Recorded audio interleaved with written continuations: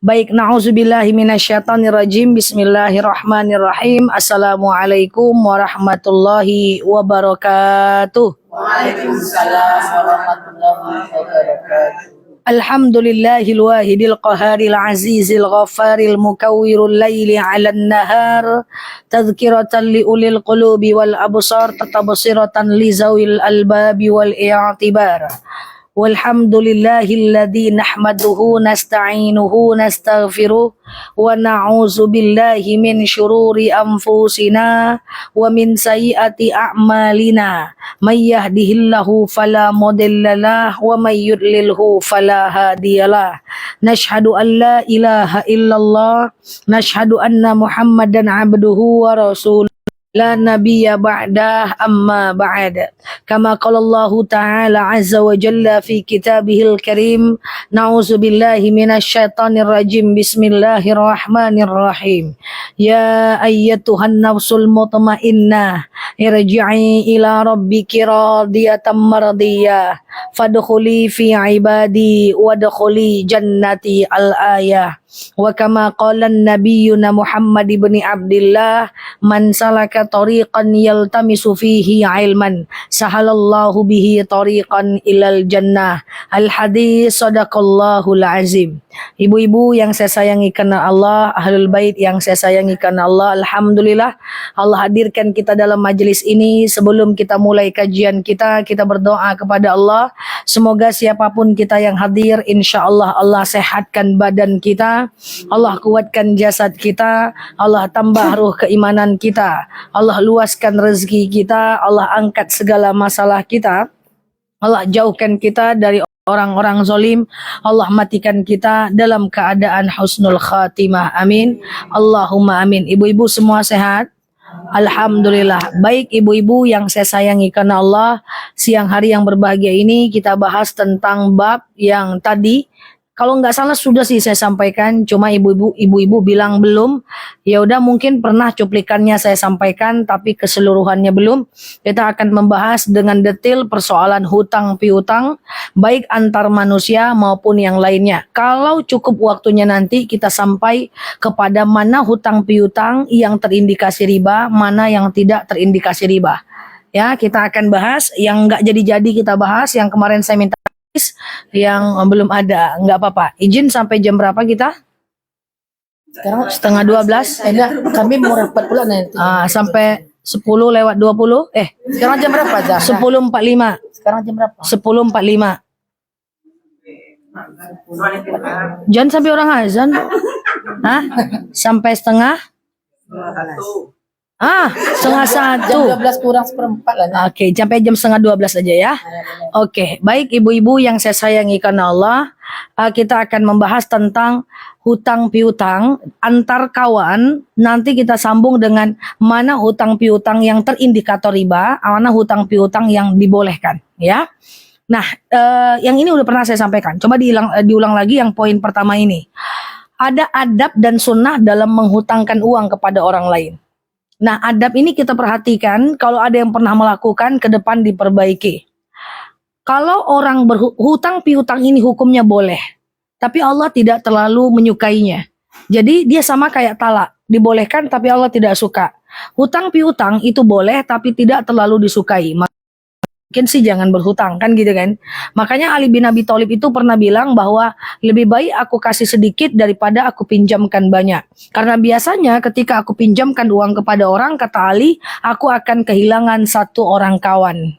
Nah, seperti itulah kata Ali bin Abi Thalib ya. Jadi kita berhak kok untuk misalnya tidak mau meminjamkan. Hanya saja kalau kita sebagai orang yang dipiutangkan atau sebagai orang yang menghutangkan uang kepada orang lain, ada 3 pilihan, 4 lah. Ada 4 pilihan, terserah ibu mau pilih yang mana, ikuti 4 ini. Ya, ini ada yang baik, ada yang buruk, terserah mau pilih yang mana. Kita ambil contoh misalnya saya. Pola pertama, ada orang minjam uang ke saya, Nel, iya, pinjam dong uang 1 juta gitu ya. Itu saya bahasakan ke dalam bahasa sehari-hari aja ya. Nel, pinjam dong uang 1 juta. Terus saya pinjamkan saat saya siap uang itu hilang. Walaupun uangnya lagi banyak, tapi kan kondisi kesiapan saat hari itu kita ukur dulu. Oke, siap nggak saya kehilangan uang 1 juta ini ya? Kalau siap, maka pinjamkan. Nah, saya pinjamkan misalnya ke Bu Rosa, uang 1 juta. Itu contoh aja ya. Tahu-tahu ketika saya pinjamkan uang ke Bu Rosa, saya main ke rumah beliau, serondok beliau di dalam kamar mandi. Ya kan, naik dia ke atas genteng, terbang dia kemana-mana. Saya cuman main ke rumahnya, saya nggak nagih hutang. Tapi serondok dia, pergilah dia di bawah kasur, serondok dia. Beliau tak mau membayar, ini contoh aja Ibu ya. Tak mau Bu Rosa ini membayar. Maka saya tidak kesal. Karena kenapa? Saya udah siap uang itu hilang. Saya udah bisa ikhlaskan. Artinya, dalam kondisi yang kayak gitu, saya cuman kehilangan uang, saya nggak kehilangan kawan. Oke, boleh gaya kayak gini, tapi tidak harus. Oke, jadi saya minjamkan uang sama kawan, tahu-tahu saya main ke rumahnya, nah dia masuk dalam lubang WC, ya kan? Ngumpet dia di bawah kasur, ya kan? Ya karena dia takut ditagih hutang, nggak mau dia mendekati saya. Padahal saya tidak mau menagih, atau saya mau menagih itu kan wajar. Cuman dia nggak mau bayar. Nah, maka saya cuman kehilangan uang, saya nggak kehilangan kawan. Sampai sini paham? Atau ibu boleh pakai pola nomor 2. Pola nomor 2 gimana? Pola nomor 2 adalah saya pinjamkan uang kepada orang lain saat saya nggak siap uang itu hilang. Ini resikonya besar. Ustazah pinjam uang 1 juta. Oke, nah ini uangnya. Ganti ya? Tanggal berapa mau ganti? Tanggal 10. Rupa-rupanya sampai tanggal 10 nggak diganti. Saya tagih dong. Saya main ke rumah dia. Ngumpet dia di bawah kolong, saya cari ke kolong. Naik dia ke atas genteng, saya cari ke genteng. Karena saya nggak siap uang itu hilang. Akhirnya nih orang, bukan malah mengganti. Dia malah jelek-jelekkan pula saya ke orang. Ustazah segitu aja diminta. Misalnya gitu kan. Kan ada karakter orang berhutang kayak gitu kan. Ya segitu aja diminta. Nggak setia kawan. Padahal dulu aku bantu dia. Allah sekarang dia minta. Dah, saya sakit hati.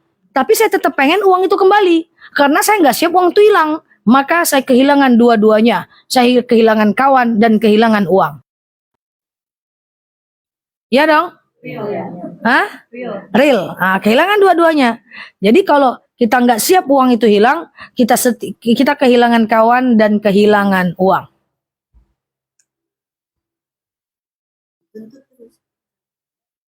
Tuntut terus ya, tapi kehilangan kawan.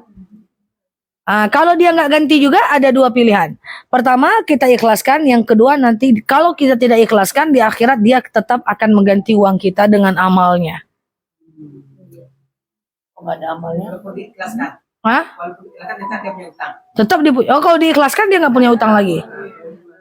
Kalau nggak diikhlaskan dia akan ganti. Kalau nggak ada amalnya, nggak ada amal kebaikan. Kan Ikhlaskan tapi nggak ngasih tahu dia. nggak apa-apa, mengikhlaskan tidak harus kasih tahu orangnya. Bocor amalnya itu.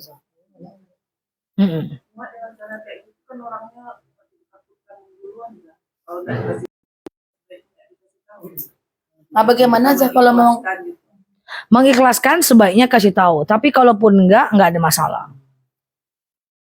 betul-betul nggak ada uang untuk bayar? Ya makanya Bu Mary pinjamkan uang saat siap uang tuh hilang. Ya udah, pinjamkan aja. Dia betul nggak ada uang, ya udah ikhlaskan. Gampang kan? Oke?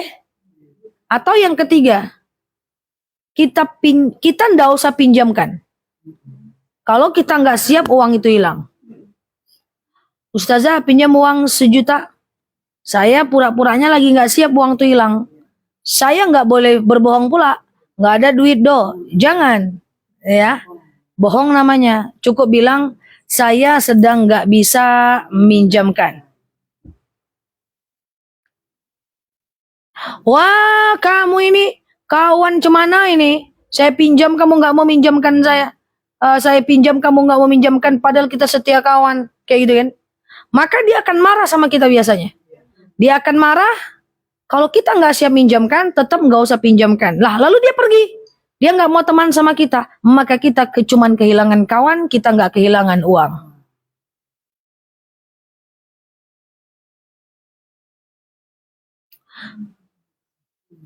Pilih yang mana, terserah. Nah, kemudian ada yang keempat, kasih sedikit daripada pinjamkan banyak. Nah, yang repotnya itu adalah Allah itu, setan itu ada, real. Saya pinjamkan uang misalnya ke Bu Roza. Bu Roza akan diganggu oleh setan untuk tidak membayar hutangnya. Dan saya akan diganggu oleh setan untuk meminta, untuk menjelek-jelekkan Bu Roza. Ujung-ujungnya Bu Roza nggak ganti, saya nggak ikhlas. Saya jelek-jelekan ke Bu Mary, saya jelek-jelekan ke Karega. Wah, tengoklah Bu Roza tuh, nggak dibayarnya utang saya. Yang berpahala, saya malah berdosa. Ini gaya setan. Maka itu sebab utang piutang tuh hati-hati. Iya dong. Orang yang minjamkan uang itu bagus nggak orangnya? Bagus dong. Dia meminjamkan uang kepada orang yang bukan suaminya, yang bukan bapaknya, yang bukan anaknya, dia pinjamkan. Apalagi kalau yang minjamkan puluhan juta. Ya kan, mau dia, dipinjamkannya belasan juta, puluhan juta. Nah, tapi masalahnya ketika orang itu nggak ganti, orang itu digeda oleh setan untuk tidak mengganti. Iya kan? Lalu kemudian kita nggak ikhlas. Nggak ikhlas nggak apa-apa. Nggak ada masalah, nanti diganti dengan amal. Masalah. Setan itu akan menyuruh kita bergosip. Tampilkan di TikTok, utang bayar oi, utang bayar oi, utang bayar oi. Tampilkan di sosial media, hashtag orangnya, utang bayar oi, 111 dipilih-pilih. Itu akan membuat orang yang menghutangkan jadi tidak berpahala. Banyak nggak kejadian kayak gitu? Ingat, setan itu nyata, setan itu real. Ya, kalau kita doktor dia profesor, kalau kita profesor dia di atas lagi, kalau kita ustadz dia ulama. Pokoknya mantap lah si setan ini, mantap lah gayanya. Iya kan, kita udah baik bisa jadi berdosa gara-gara si setan itu. Kalau kita nggak ikhlas, takutnya tercurhatkan sama orang. Tengoklah tuh, dia bayar nggak digantinya utangnya. Padahal dia begini begitu, nggak jadi dapat pahala, Bu. Qaulun ma'rufun wa ma'rifatin khairum min sadaqatin yasbahu wa aza. Lebih bagus nggak usah dihutangkan. Lebih bagus nggak usah dihutangkan. Nggak dapat kita dosa doh. Kalau utang bikin hilang, dosa repek lah. Dihutangkan, duit hilang, kawan hilang, diceritakan sama orang, hilang pahala, berdosa malah.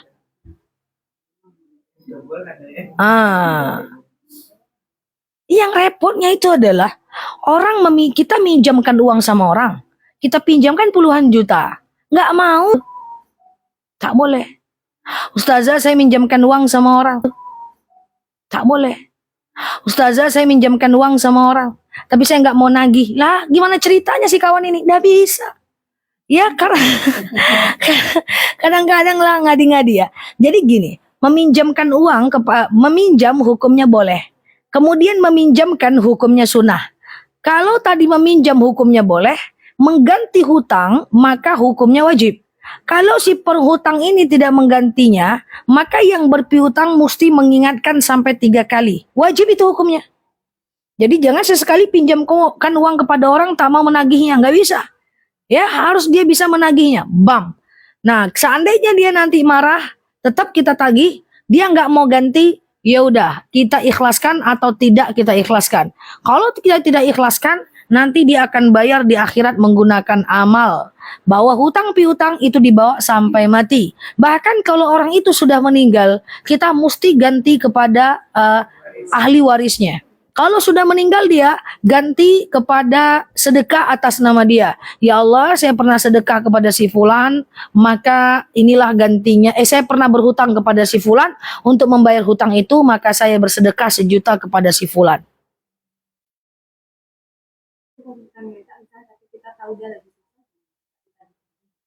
Kita nggak nagih-nagih. Iya, tapi Ikhlas. kita tahu dia susah, cuma kita nanti kalau dia ini, tapi sekarang Nggak apa-apa. Nggak apa-apa. Tapi kita belum ikhlaskan. Iya, nggak apa-apa. Tetap ditagih.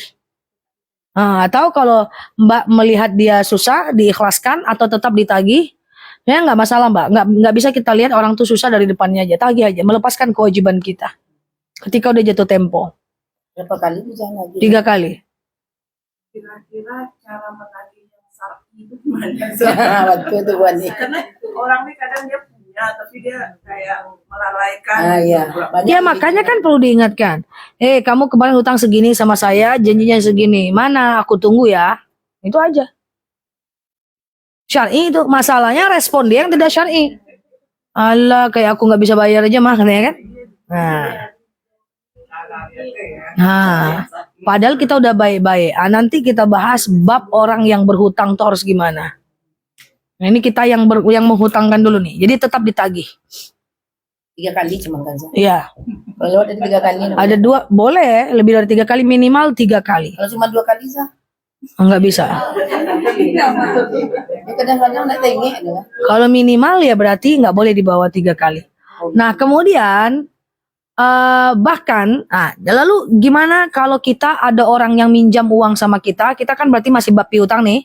Kita masih membahas kita yang menghutangkan uang sama orang. Lalu kemudian orang itu meninggal. Ya, maka jangan dibiarkan. Kasihan kita orang meninggal itu nanti. Maka carilah ahli warisnya. Kalau ahli warisnya nggak mau membayar karena satu dan lain hal, maka itu tetap menjadi tugas orang yang meninggal. Jadi ada 2 pilihan kita. 1, kita ikhlaskan. 2, kita tidak ikhlaskan, tetap akan menggantinya di yaumil akhir.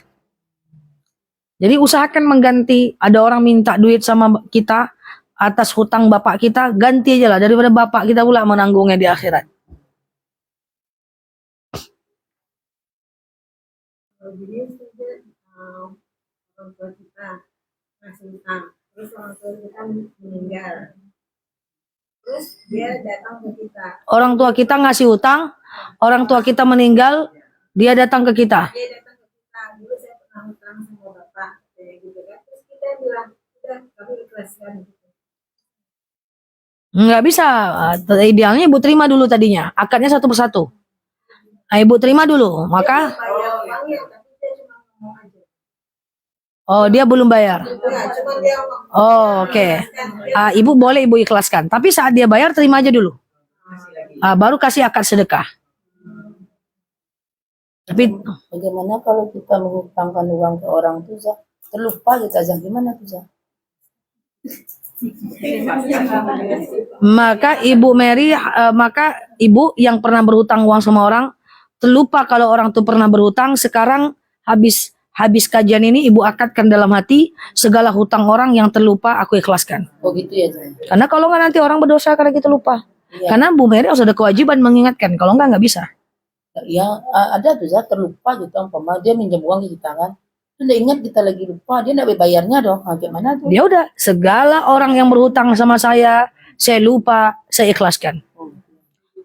Nah, nanti dia datang bayar Bu Mary. Bu, ini kemarin hutang. Nih, latas sabu lo diikhlaskan setelah pengajian Khadijah.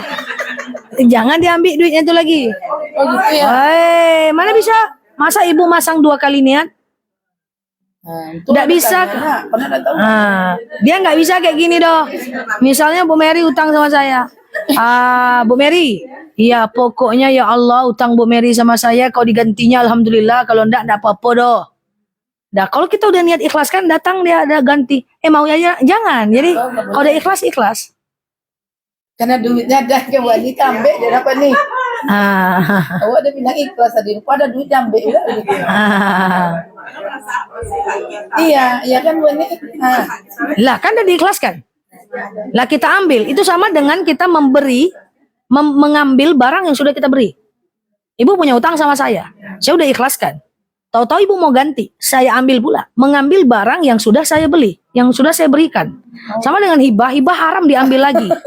Sama dengan ngasih uang sama orang, haram diambil lagi. Ngasih baju sama orang, haram diambil lagi. Kalau dari Ambil saja tuh dikasih lagi ke Selena RC. Nggak bisa, dia 2 akad udah. Jadi bilang sama dia, Besti, kemarin sudah aku ikhlaskan. Karena kamu termasuk golongan orang-orang yang saat berhutang aku lupakan. Aje, kayak gitulah. Namanya Besti. Kadang kan uang banyak dipinjam, kan kita sanggup mengikhlaskan uang tentu bersangkutan sama. Iya, enggak apa-apa. Juta boleh lah. Itu Kita banyak orang berhutang sama kita nggak sanggup mengikhlaskan. Tidak ada kami pernah wajibkan orang untuk mengikhlaskan hutang. dia banyak dipinjamnya, nggak mungkin sebanyak itu diikhlaskan. Iya betul. Jadi tidak wajib ibu mengikhlaskan apa yang udah ibu pinjamkan. Ya, sebagian ceramah ada juga wajib ikhlaskan. Enggak, mengikhlaskan itu bukan kewajiban, tapi dia pilihan hak. Jadi kalau diikhlaskan dapat pahala di dunia, Kalau tidak ikhlaskan, nanti di akhirat dia nyari ibu dengan amal. Lumayan lah dapat amal orang. Ya. Saat ibadah kita lagi drop-dropnya, saat amal kita nanti jadi kurang-kurangnya di yaumil akhir. Nah ya kan, resikonya amal dia yang minus. Ada orang tak punya amal saja meninggal. Mana punya amal kan, may ya'mal misqala dzarratin khairan yarah, may ya'mal misqala dzarratin syarran yarah. Ya, tetap ada amal. Setiap manusia ini adalah kebaikannya kan, walaupun tipis-tipis, setipis tisu, ya, tetap ada kebaikannya. Oke. Nah, jadi kalau kita ini masih kita menghutang ya, bukan kita yang berhutang ini. Dari tadi kita masih bahas kita yang menghutangkan. Kalau dia sudah meninggal, boleh kalau kita ikhlaskan atau kita cari ahli warisnya. Tapi kalau dia nggak ada lagi di mana-mana nih. Nah, kalau dia kita itu ya kita menghutangkan, boleh kita bayar ke ahli waris. Kita yang menghutangkan, maka boleh kita tagih ke ahli warisnya. Oke? Sama dengan dia udah nggak muncul-muncul tadi mana-mana dia, boleh kita ikhlaskan, boleh tidak. Hutang itu satu jarum pentul hutang ya Bu. Ya. Maka main ke rumah kawan pinjam jilbabnya, jangan bilang-bilang, ku pinjam dulu ya, wajib ibu kembalikan, nanti ibu terlupa mengembalikannya. Terus minta aja lagi. Sering minta. Orang tuh segan lah memintanya. Ibu ndak pula mau ngasih. Minta aja lagi lah. Pentul minta satu. Iya, pentul minta satu pembalut. Pinjam pembalut. Anak-anak pesantren sering tuh Bu, anak-anak kos. Ya, ya. Pinjam ndak diganti-gantinya, padahal akadnya pinjam. Minta aja lah besok lagi. Tapi pinjam. Tapi kalau yang memberikannya ikhlas, kita kan nggak berdosa. Enggak. Tapi ada jaminan enggak? Iya juga. Nah, gitu. Karena kata-kata pinjam tuh kadang kita asumsikan sekalian minta gitu kan. Nah, itu nggak boleh. Sekarang gini, Kalau kayak anak ibu punya THR, anak ibu masih bayi-bayi ya, kecil-kecil bali. Nah. Atau cucu-cucu ibu punya THR gitu. Lalu disampannya lah di kantongnya. Sini mama simpan nak. Nah, tunggu, oke. Dah. Atau dia udah kelas SD, dia yang nyimpan sendiri, kita bilang, mama pakai dulu uangnya nak 100.000. Itu pinjam nggak? Pinjam, harus ganti Bu. Maksudnya nggak diganti.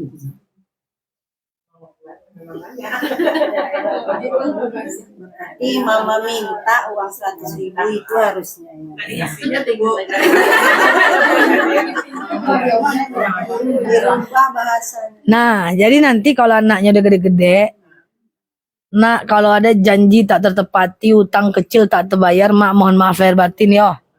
Habis dengar ceramah Ustazah Nela tadi, entah waktu ketek-ketek dulu, bilang gitu.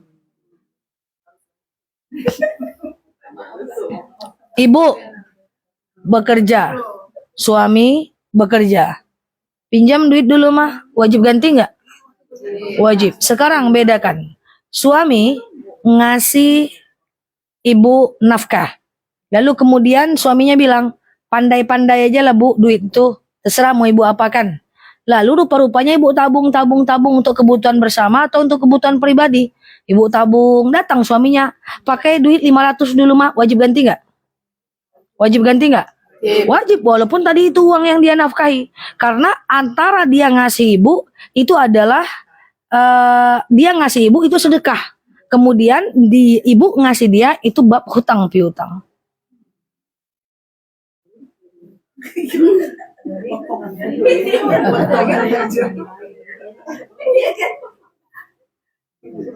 Oke? Make-make nggak diganti. Nah, ibu-ibu yang saya sayangi karena Allah, ini dia bab hutang piutang. Kita yang menghutangkan. Sekarang kita lanjut ya. Bab gimana kalau kita yang meminjam uang kepada orang? Apa dalilnya? Nah, yang pertama adalah meminjam uang kepada orang, pastikan yang benar-benar kita mampu untuk membayarnya. Sama dengan nazar. Nazar itu adalah kita pinjam, kita bernazar yang kita mampu membayarnya. Iya kan? Gak mungkin uang kita 5 juta, kita minjam uang kita minjam dengan yang banyak banget. Itu nggak bisa. Yang kedua, ada adab dalam meminjam uang kepada orang. Ketika kita meminjamkan uang kepada orang, maka kita kan buat akad tuh, insya Allah tanggal 10 saya ganti. Tapi, kalau udah menjelang tanggal 10, ibu nggak bisa menggantinya. Saya sarankan, ibu cari dia sebelum dia datang menagih. Akan beda kondisinya dibandingkan dia yang menagih.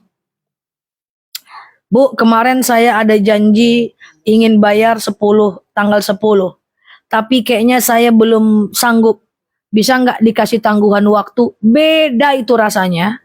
Bayangkan, orang yang minjamkan uang sama kita itu, bapak kita bukan, mak kita bukan, tapi dia mau berkorban untuk kita. Bayangkan baiknya orang yang minjamkan uang sama orang. Nah, kitanya yang tak punya adab.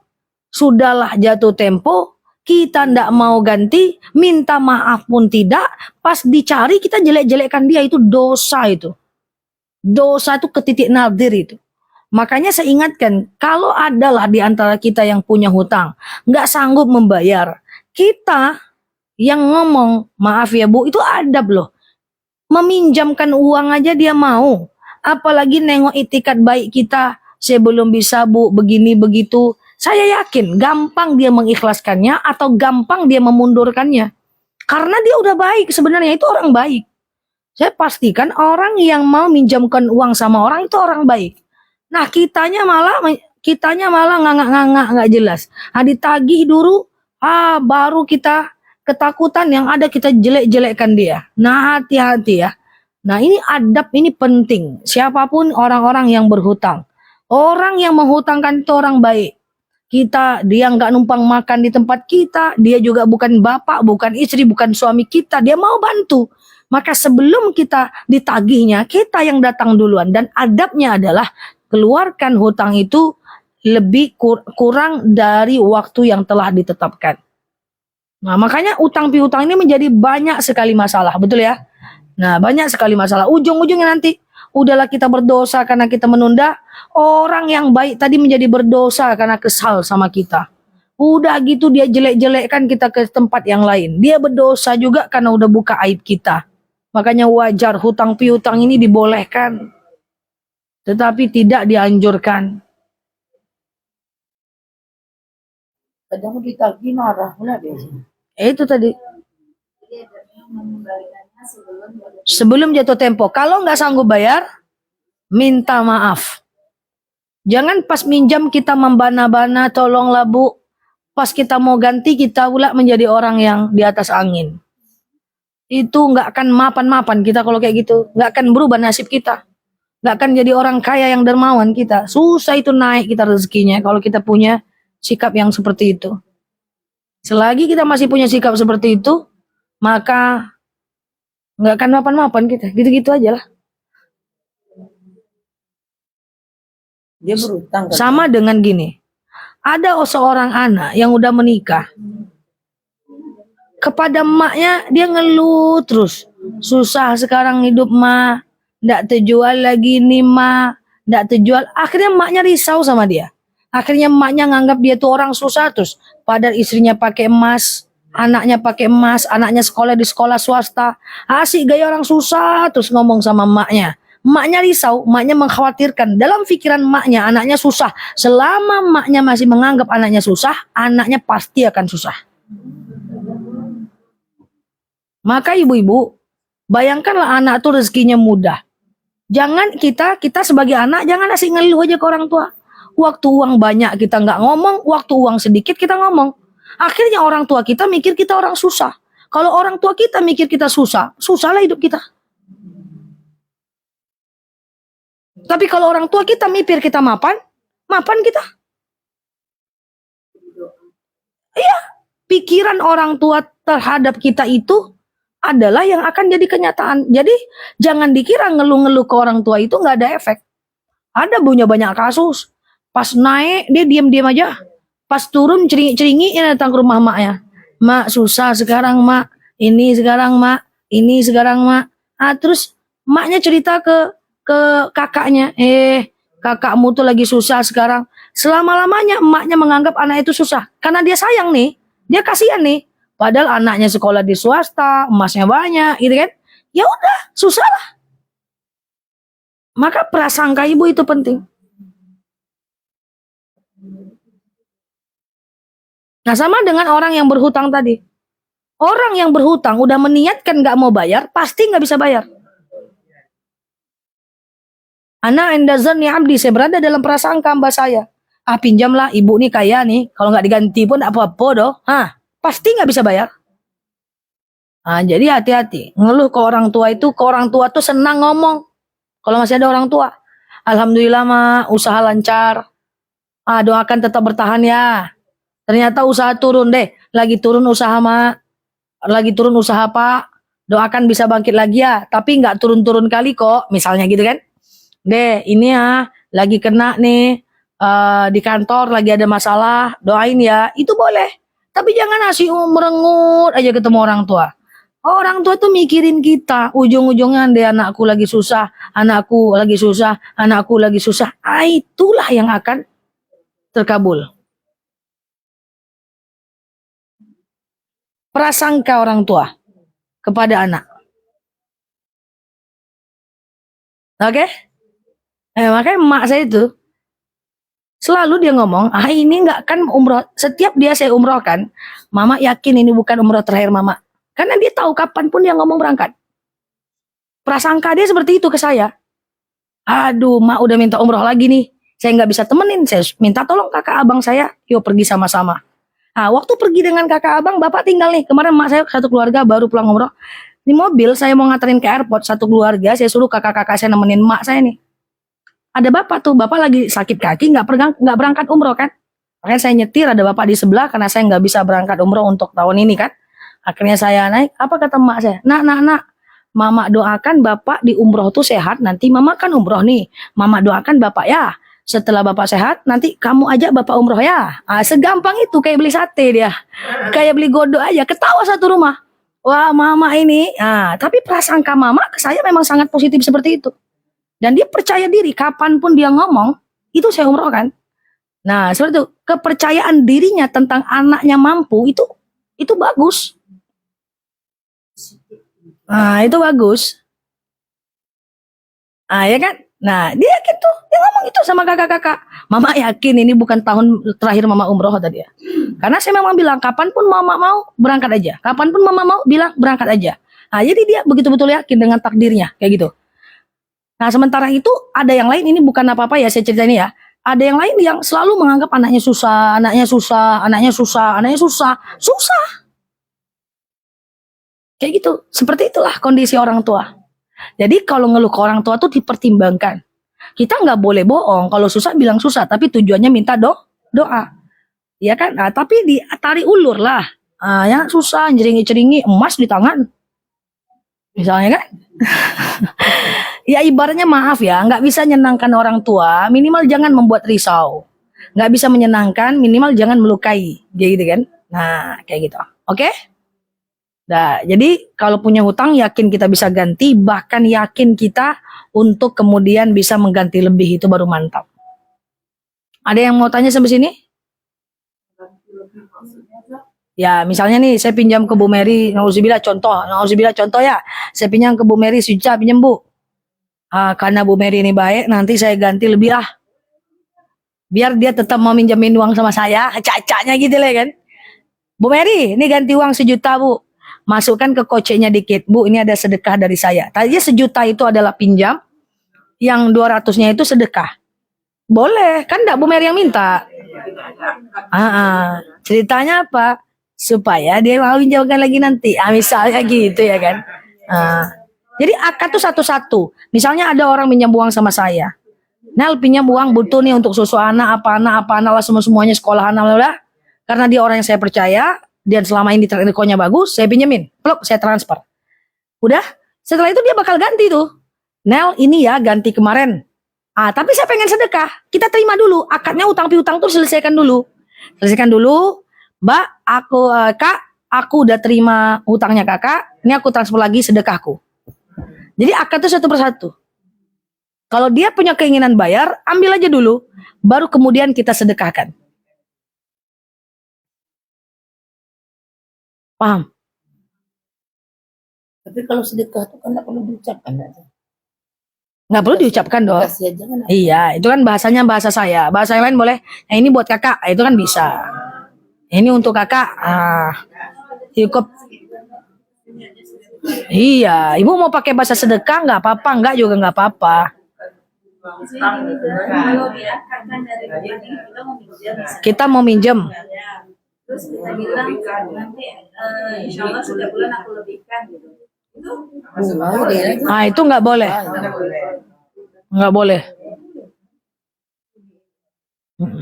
Lain hal dengan saham.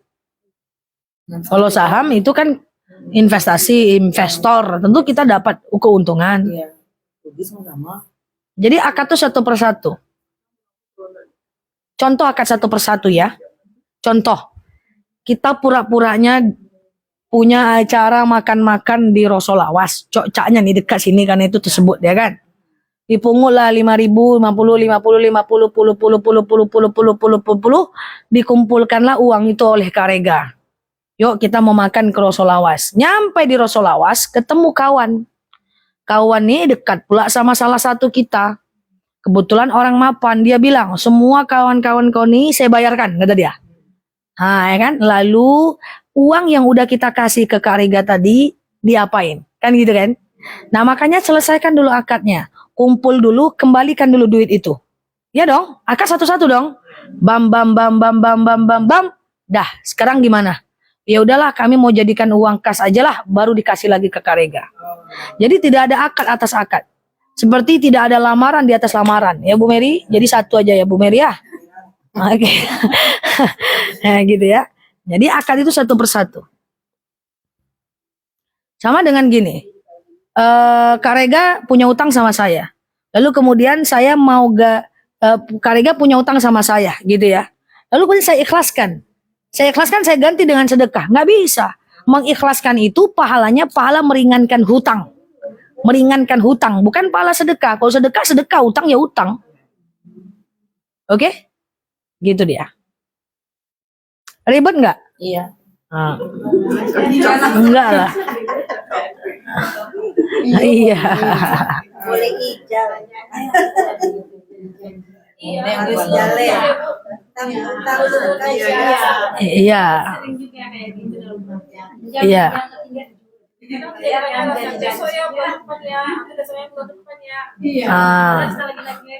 Malas kita nagih-nagih lagi kan? Nah, itulah. Kalau kita nagih jadi marah-marah. Kalau kan kayak tadi keranamu ya, kan kita ngutang, orang tuh ngutang sama kita, jadi nggak terbayar, kita udah ikhlaskan aja lah, sedekah aja, itu nggak boleh.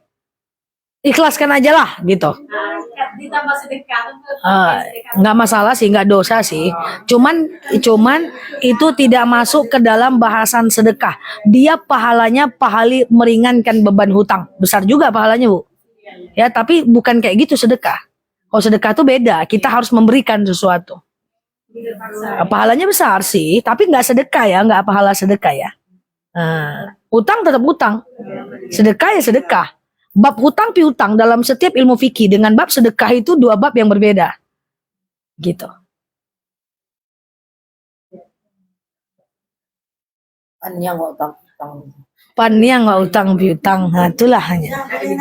Boleh. Ini menghadapi seseorang, Heeh. dia rutin terus minjam. Oh, istiqomah dia minjam. Kayaknya tiada hari tanpa minjam, walaupun dia bayar. Kadang sedikit molor-molor. Tapi kalau dibutuh dibayarnya apa mungkin? Nah, ya itu bagaimana itu? Menurut awal. Sebenarnya kalau dia bayar nggak apa-apa.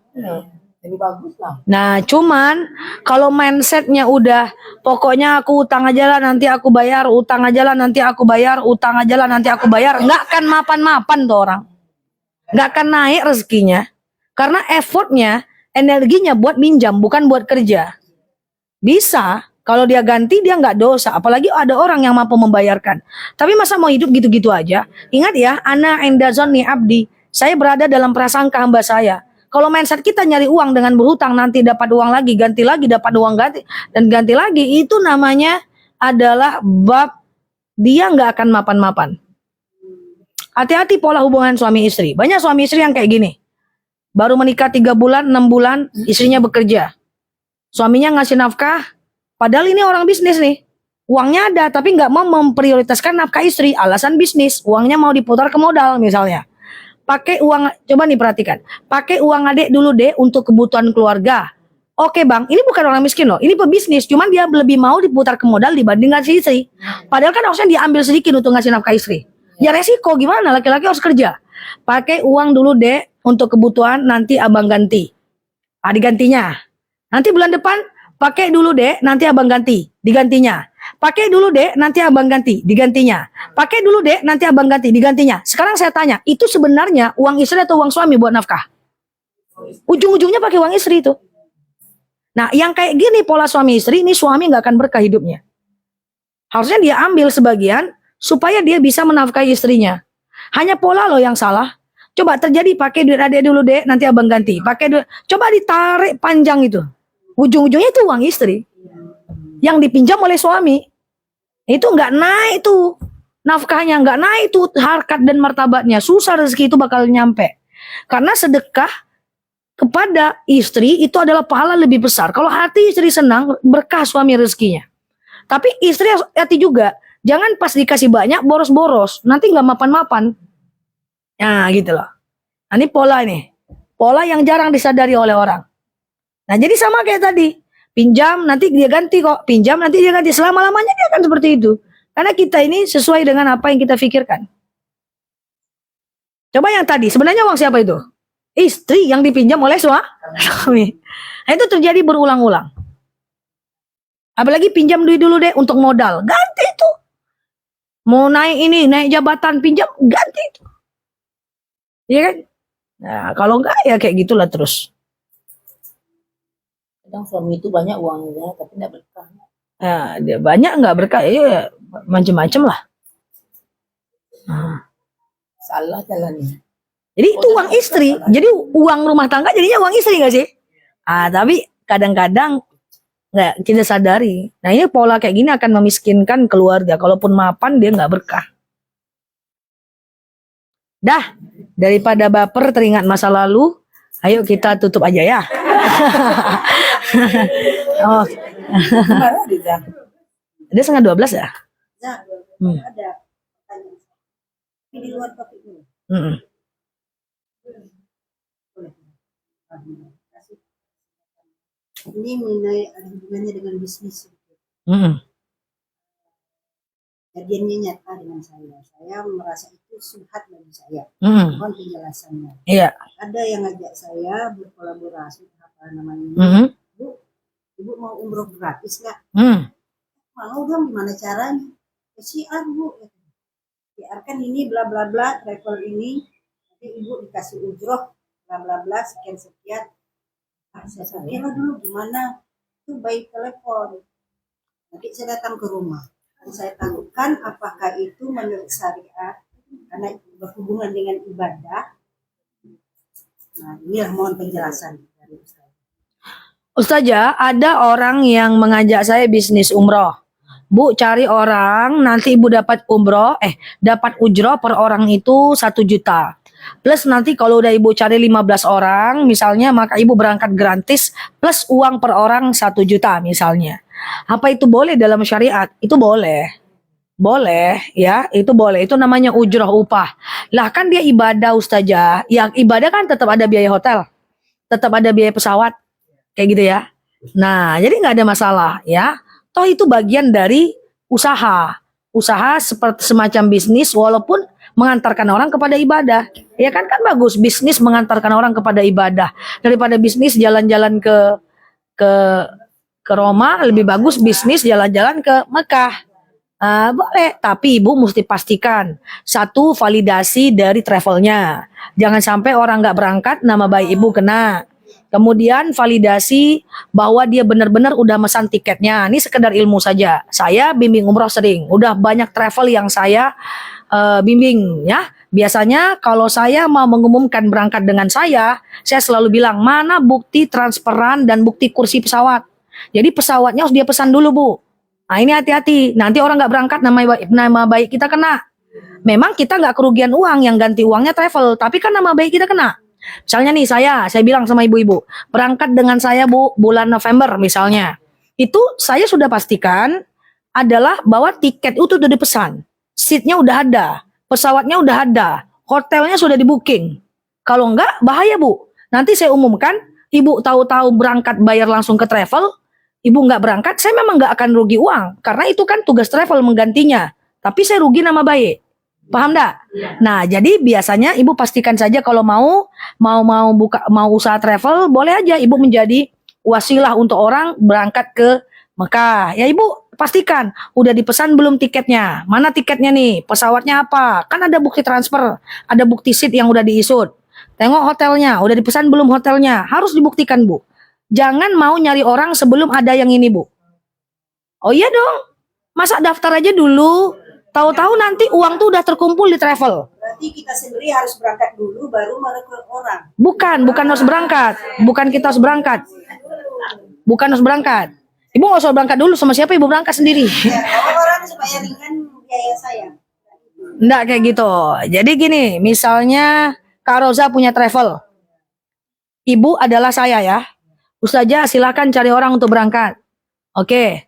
Per orang Ustazah saya kasih ujroh berapa. Kalau udah dapat 35, maka Ustazah berangkat. Nah, tapi saya jarang sih melakukan ini. Saya jarang banget nyari jamaah. Biasanya sih tinggal berangkat, travelnya yang cari jemaah, pakai nama saya. Jadi saya nggak nyari, tinggal dipakai aja namanya kan. Nah, kemudian ada pun jemaah yang mau berangkat sama saya sampaikan, jangan-jangan ada yang mau, tapi nggak sengaja mencari. Nah, katakanlah saya ini masih mencari jemaah. Saya cari, tapi saya pastikan dulu Kak Rega, mana tanggal berapa berangkatnya Kak Rega? 2 November, oke. Mana bukti kakak udah booking?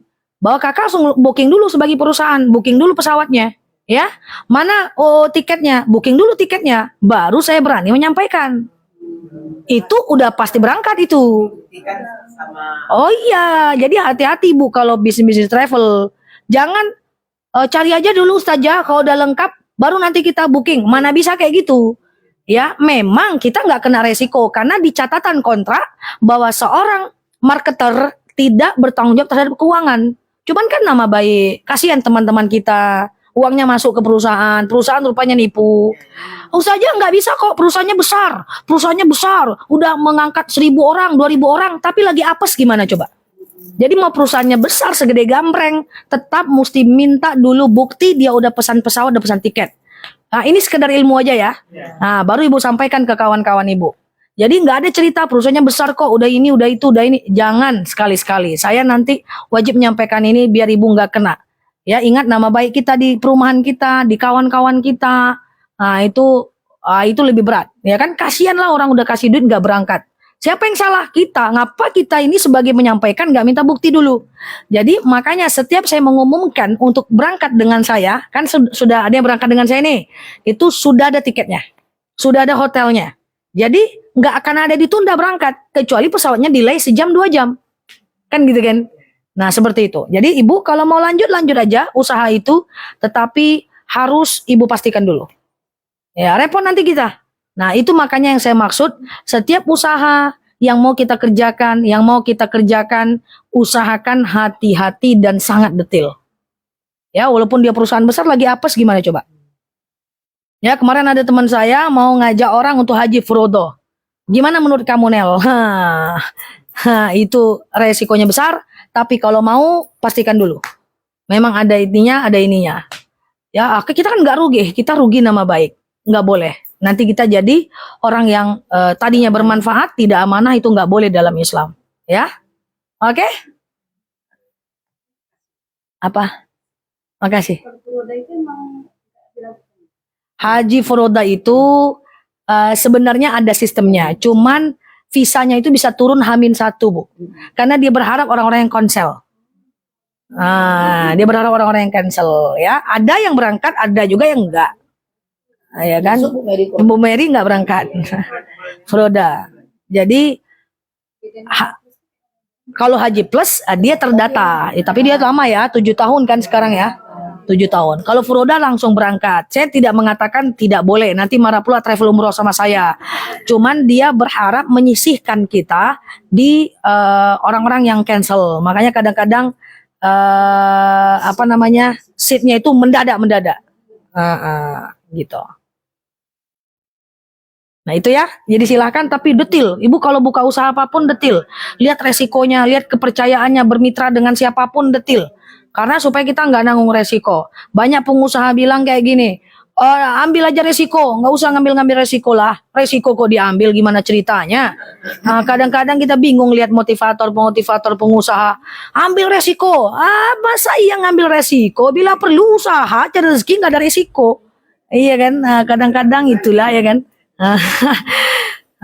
Oke, apa resikonya? Setiap orang bermitra dengan saya, oke, apa resikonya nih? Ya kan gitu. Oh enggak kok Ustazah katanya, cari aja orang dulu, kami berangkatkan kok. Enggak bisa, mana ininya? Tenang aja Ustazah, nggak nanggung, nggak ada nama baik di situ. Oke? Nah gitulah, jadi curhat pula kita dengan travelnya. Oke, wallahu a'lam bisawab. Kita tutup dulu. Ala haziniyah al-Fatihah.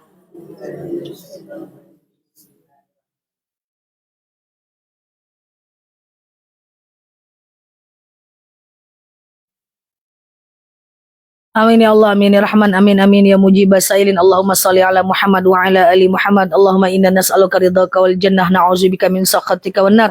Allahumma inna nas'aluka salamatan fi dinina, afiatan fi jasadina, ziyadatan fi ilmina, barakatan fi rizqina, taubatan qablal maus, rahmatan indal maus, maghfiratan ba'dal maus. Allahumma hawin alaina fi sakaratil maus, najatan minan nari wal afwa indal hisab. Allahumma antas salam minkas salam wa ilaika ya'udus salam, fahayina rabbana bis salam wa dakhalnal jannah tadara salam tabarak rabbana wa ta'ala ya hazal jalali wal ikram. Allahumma inna na'udzubika minal hammi wal hazan, na'udzubika minal ajazi wal kasal, na'udzubika minal jubni wal bukhli, na'udzubika min ghalabatid dani wa qahari rijal. Allahumma yassir alaina umurana wa la tu'assir alaina umurana ya rabbal alamin. Allahumma in kana rizquna fis sama fanzilhu wa in kana rizquna fil ardi fa akhrijhu wa in kana rizquna ba'idan faqribhu wa in kana rizquna haraman fatahhirhu wa in kana qalilan fakasirhu ya rabbal alamin. Allahumma rabbana fa'na bima 'allamtana wa 'allimna ma yanfa'una. Allahumma rabbana hab lana min azwajina wa zurriyyatina qurrata a'yuni waj'alna lil muttaqina imama. Allahumma ighfir lana dhunubana wa liwalidina warhamhuma kama rabbawna shighara. Allahumma istajib du'ana ya Allah, sajib du'ana ya Rahman ya Rahim ya mujibas sailin. Allahumma shalli ala Muhammad wa ala ali Muhammad. Subhana rabbika rabbil izzati amma yasifun, salamun alal mursalin, alhamdulillahi rabbil alamin. Wallahu a'lam bisawab. Assalamualaikum warahmatullahi wabarakatuh. Demikianlah tadi tausiah cukup panjang yang disampaikan oleh Ustazah untuk kita semua. Semoga dapat kita amalkan, kita praktekkan dalam kehidupan kita sehari-hari, kita perbaiki yang salah selama ini setelah mendapat berkah bagi Ustazah, ilmunya, Ustazah sehat selalu, panjang umur, dapat memberi tausiah kepada kita semua. Oke.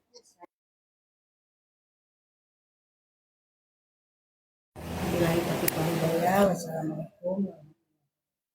Waalaikumsalam warahmatullahi wabarakatuh. Foto. Kenapa saya ngomong foto? Karena ahlul fotonya kok nggak datang ini. Lagi apa dia? Di mana buat nih? Tugas negara. Oh, yang setinggi, yang tongsisnya setinggi atap rumah. Iya kan? Oke. Lagi live dia nih ya, ketawa lah dia. Ya dia jamaah setinggi atap rumah apa ya? Oke, teman-teman thank you ya yang sudah nemenin aku. Teman-teman yang baru mampir boleh klik foto yang ada di atas, follow, aktifkan tombol loncengnya ya agar teman-teman dapat video terbaru dari aku ya.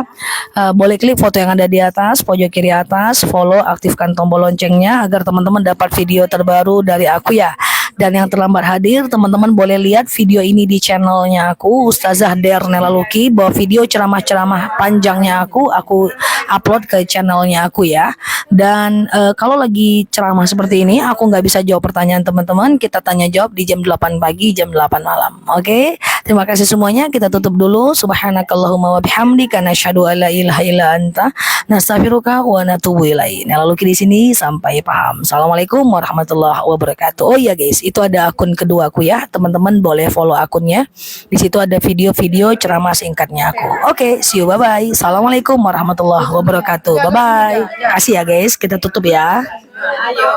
Oke, makasih ya.